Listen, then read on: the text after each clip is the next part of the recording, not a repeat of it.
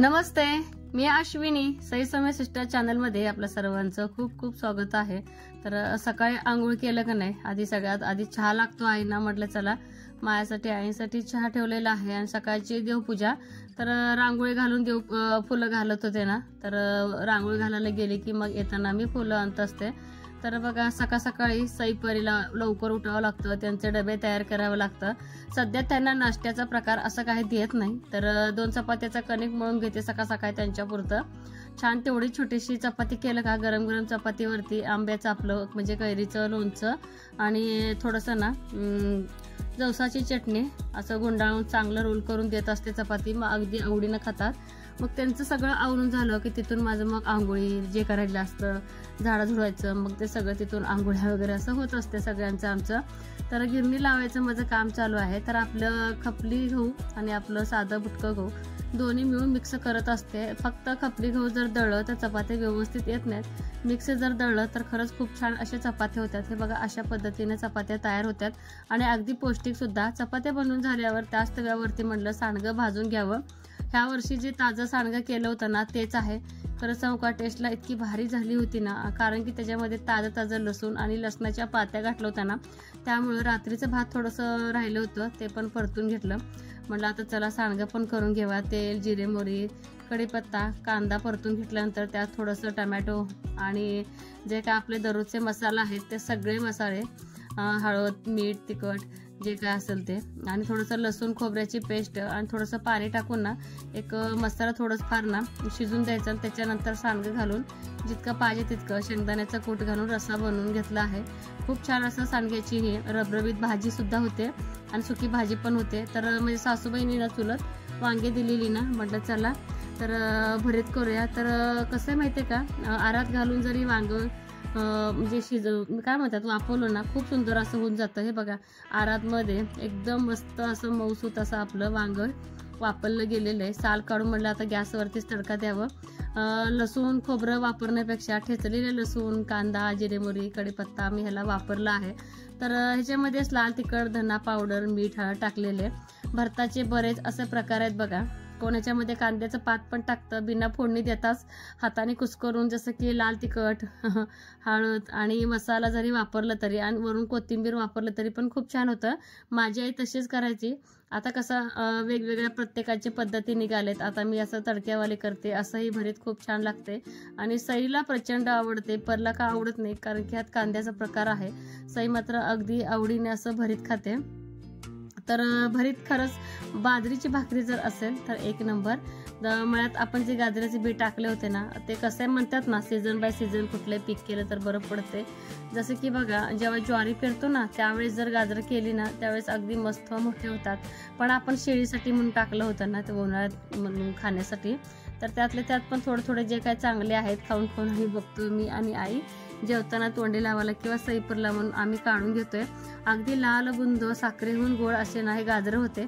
एवढंच की उन्हाळ्यामध्ये ना गाजराचं पोषण व्यवस्थित होत नाही आणि किडू लागतात गाजरे खालून थोडं का माहिती, पण संक्रांती वेळेस जे गाजरं आपण काढायला आलेले असतात ना ते मात्र गाजरे अगदी मस्त असे गोड असतात। आणि आता उन्हाळ्यातून शेळ्यांना हिरवगार असं खाण्यासाठी काय नाहीये, अगदी हरकून ना शेळ्या हे हिरवं गवत खाता येतं आणि अगदी पौष्टिक पण आहे। जसं आपल्याला कॅल्शियम मिळतं ना कुठलंही भाज्या किंवा पदार्थ खाल्लं तसं शेळ्यांना मिळत असते।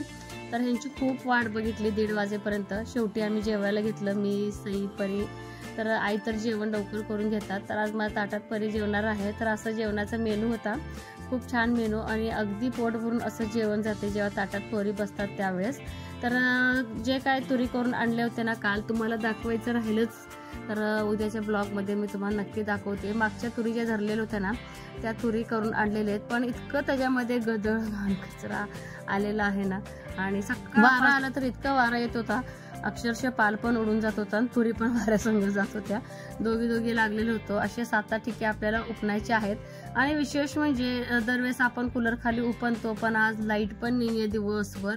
तर का माहिती काय प्रॉब्लेम झाला होता, वातावरण पूर्ण बिघडलं गेलेलं आहे.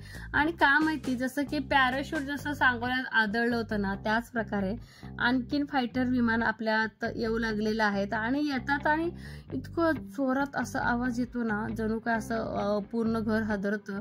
असं वाटतं की इथंच कुठं काय पडलंय का, पण का माहिती ढगातूनच असं एकदम पडल्यासारखं काहीतरी असं फील होतं आणि भरपूर असा मोठा आवाज असतो. तर एका ताईंची कमेंट होती की ताई तुमच्याकडे ना भूकंप वगैरे झालेला सौम्य आवाज आला का.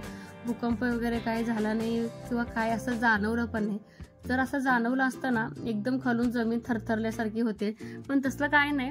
पण फायटर विमान मात्र येऊ लागलेत आणि वरून काहीतरी टाकल्यागत जसं सुरुंग उडवतो ना, सेम त्याच प्रकारचं एकदम जोरात ना धक्का बसतो, हादरा बसतो. हे बघा तुरी अशा आलेल्या आहेत आणि तुरीत जरी घाण असेल तरी ते काय आता ह्या वर्षी वाया जाणार नाही. जसं की बघा अडकणी असो, काडी कचरा असो किंवा त्याची पानं असो, ज्याला आम्ही भुसकट म्हणतो, तर ते शेळ्या अगदी आवडीनं खातात. उन्हाळ्यात शेळ्यांना दुसरं काय खायला नसतं ना, तर अशा प्रकारचं काय ठेवलं ना धान्यापुढचं छोटे छोटे जे काय आहेत अडकण्या वगैरे ते होऊन जाते.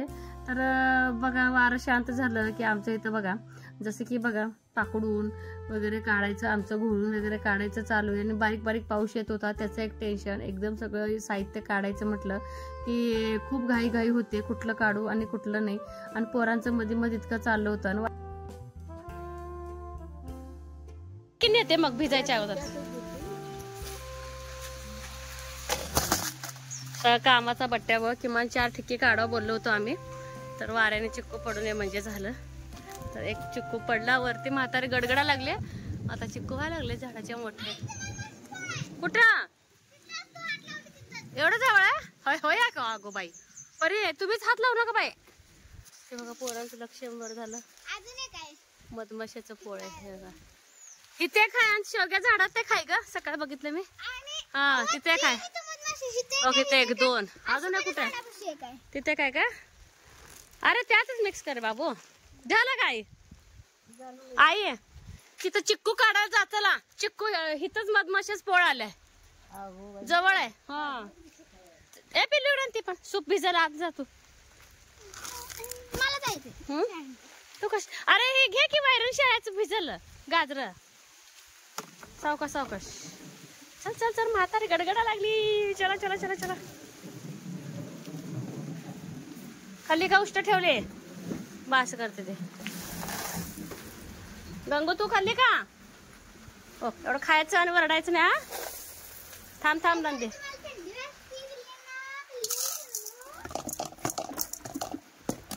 हे धर तुला. बरेच दिवस झालं ना इतकी उष्णता भडकत होती, भयंकर असं ना ऊन पडत होतं. तर त्याचं भयंकर रौद्ररूप आज दाखवलं. भरपूर असं वादळ वारा पाऊस. तर गंगू आणि नंदी आहे ना बाहेर होते ना, तर शेळ्यांना अजिबात पाऊस वारा सहन होत नाही. का माहितं शेळ्या लगेच गारडतात आणि शेळ्यांना खरंच पाणी किंवा भिजलेलं असं चालत नाही. त्यामुळे त्यांची जागा चेंज करायचं चालू आहे. अख्खी फॅमिली सगळे गोट्यातच आहे. छान वाटतंय सगळेजण मिळून काम करताना आणि एक सुखद गार हवा पण छान सुटली होती. जी उष्णतेची लाट होती ना सगळ्यांनाच त्रास होत होता ना, तर बरं वाटत होतं. तर शेळ्यांना जरा खुट्या वगैरे मारून काढून बांधायचं चालू आहे. बघा बऱ्यापैकी मोठा पाऊस पडत होता, तर अर्धा तास तरी चांगला पाऊस पडत होता. तुम्ही बघा पत्र्याच्या पाण्यावरनं कळत असेल. आम्ही जिथं तिथं लकी येतो, लकी पण अगदी ना त्याला काय वाटत होतं काय माहिती, सगळेच इथं बसले तर म्हणून तो पण इथं बसलेला आणि त्याचं बघायचं काम चालू आहे, कोण काय करते कोण नाही. तर एक एक घरात पळून जायचं काम चालू आहे. भरपूर वारं सुटलं होतं ना, भीती वाटते. त्यामुळे एक एक जसं जमीन तसं सगळं पळत पळत चाललं. भारी पण वाटत होतं. आज मला भिजायचं होतं पण ना हे आणि आई वरडले. आईचं काय नसते पण ह्यांचं लय असते. कशाला अश्विनी तुझं बघून पोरं भिजते तर भिजायला तर आवडते मला. जांभळं पण वाऱ्याने इतके पडले ना, भरपूर अशी जांभळं पडले आणि खूप अशी घाण साठली होती. म्हणलं की किमान थोडी थोडी तरी घाण काढायला पाहिजे. वारं तर सुटलंच होतं पण ती घाण बघावं अशी आपल्याला वाटत नाही. सुखद छान गार हवा होता. साईचं परीचं पण खेळणं चालू होतं, त्यांचं बॉल खेळणं चालू होतं. पण लकीचं काय लुडबुड मला माहित नाही, बॉल पडला की आणून देत होता. तर असं पोरींचं खेळणं चालू आणि बाहेरचं साफसफाई करायचं चालू आहे. 2 घास म्हणजे 2 गोळ खाणे म्हणून गॅस बारीक ठेवायचा. आज बाई करते उपीट, त्यामुळे मी तिला थोडं थोडं सामान काढून द्यायला साहित्य. अजून काय एवढंच ना सिंपल करणार ना. एवढं रव्याला किती पाणी घालणार? हा मला पातळ म्हणजे तुला पाणी काढून देऊ का? नको अंदाज करायला पाहिजे. नाही हा तुला सांगते तेवढं कर. नाही करणार. आणि गॅस मात्र मध्यम ठेवायचा. थांबू काय इथं तुझं गोष्ट? नको तुम्ही आत बसा मी करून आणते. ओके थांबते नाही का? हा एवढं तेल पुरतंय.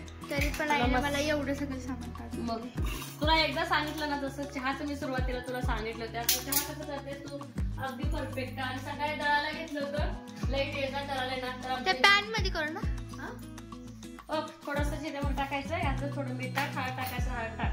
नाही हळद नको मला नाही आवडत.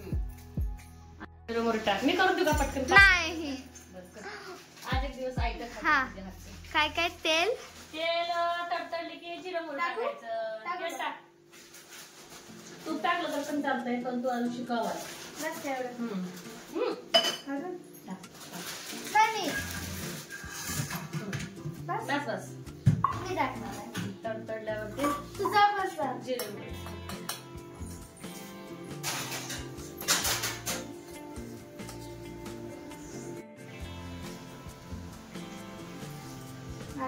बस बस तडतडू दे चांगला.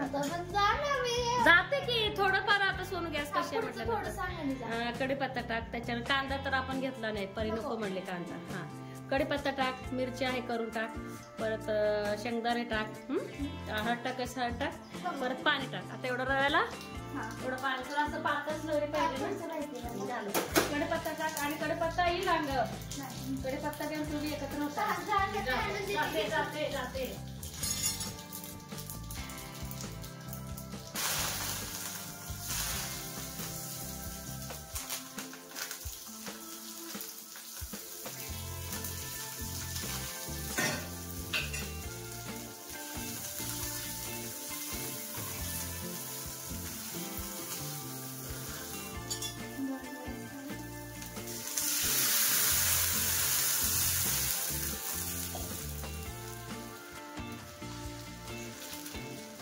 आईने बोलल्यामुळे ना आता उकळू द्यायचं. तुम्हाला काय वाटतं उपीट कसं होईल माझं? आई बोलली पाणी उकळल्यावरच रवा टाक. पाणी उकळून झालं का? काय अगं उन्हाळ्यातला पाऊस आहे पहिला, चाललंय ना करा. उकळून दे. काय करायचं असतं माहिती आहे? भाज्या करत करत हे आवरायचं असतंय. मीठ घातली का? नाही मीठ घाला. एवढं एक आता एवढा रवा आहे, त्याला किती अंदाज? दहा चमचे 2 चमचे. नाही तुला अंदाज शिकवते ग. बास की टाक. तरी पण अजून अर्धा चमचा टाक. आणि ढवळ बोलत नाही. आता हे ठेवायचं. आईने जसं ठेवलं तसंच किचन ठेवायचं. फोडणी जोरात बसले ग. खाट आलाय. उकळू दे आणि थांब. आता हे भांडे मोठं आहे म्हणून गॅस म्हणजे त्याच्या म्हणजे उकळेपर्यंत मोठं आलं चालतंय. जेवढं भांड तेवढंच गॅस करायचं. गॅस अजिबात वाया जाऊन द्यायचं नाही. तर हे चांगलं उकळू दे. थोडं थोडं उकळे आले आणि गडबड करायचं नाही. जास्त चांगलं का पाहिजे आज तू नाही. हो या बघा. आता हे उकळायला लागले. उकळायला लागलं की नाही, कधी शिरा उपीट करताना थांब ऐक. शिरा उपीट करताना उकळी पूर्ण आली ना, गॅस बारीक करूनच रवा टाकायचा आणि एकसारखं परतायचं. गाठी होऊन द्यायचं नाही. चल आता कसं करते बघा. आता उकळायला लागले. टाकू. गॅस बारीक करायचा. हा टाका. पटापट प्रोसेस करा. सावकाश सावकाश. गाठी होऊन द्यायचं नाही. बरं झालं लेक शिकली. कधी तर आईला आयटम मिळाल. आता म्हणून जाऊन तिथे बस ना. बसते की, पण गॅरंटी कमी आहे. असं सांगायचं नाही गॅसवर आहे काय सांगलंय. मला आवडतं. ओके मस्त दिसाल एकदम बेस्ट. थोडस असं हे कर की गॅस मोठं कर.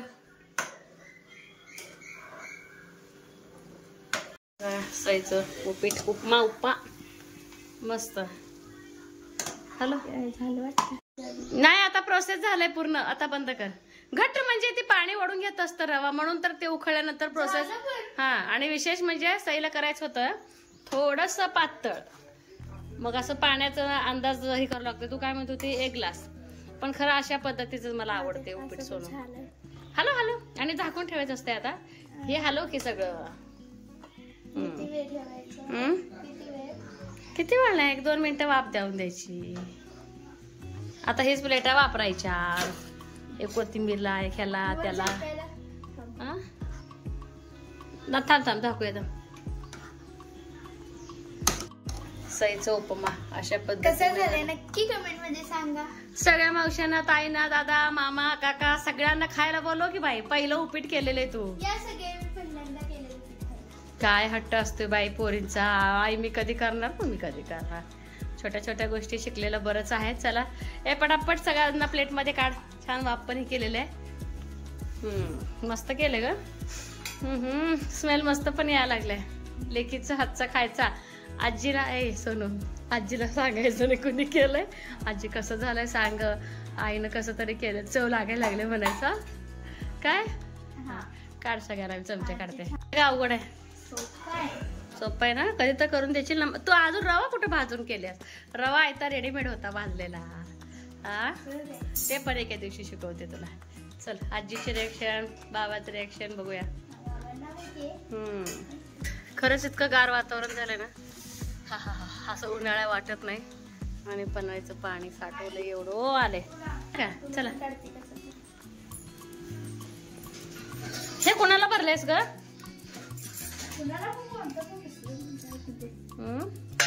आजीचं आणि ह्याचं घे, बाबाचं घ्या. ते किती ते पाडले घाण. सोनू उपीट कर म्हटली, म्हणलं उपीट केलंय. मला म्हणत्या चांगलं लागत नाही म्हणत्या. मी म्हणलं आजीला विचारू. तुम्ही सांगा आई किती ह्याच्यानं केलंय. 1 घास खाल्ल्या. मला म्हणत्या मी आजीला विचारणार आहे. आजी सांगतेच.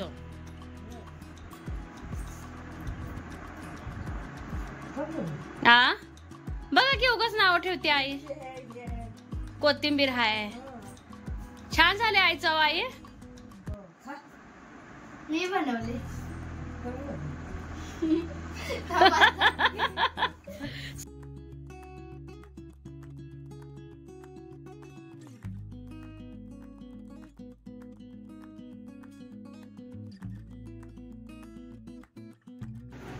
कसं झालंय?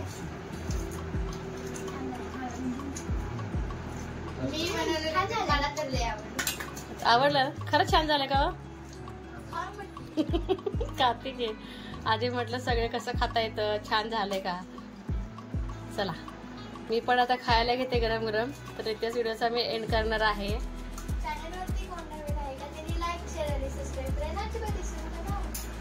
चला बाय. सगळ्यांना खायला बोलवा. बाय करा. लेकीनं काय काय कसं केलं ते सांगा.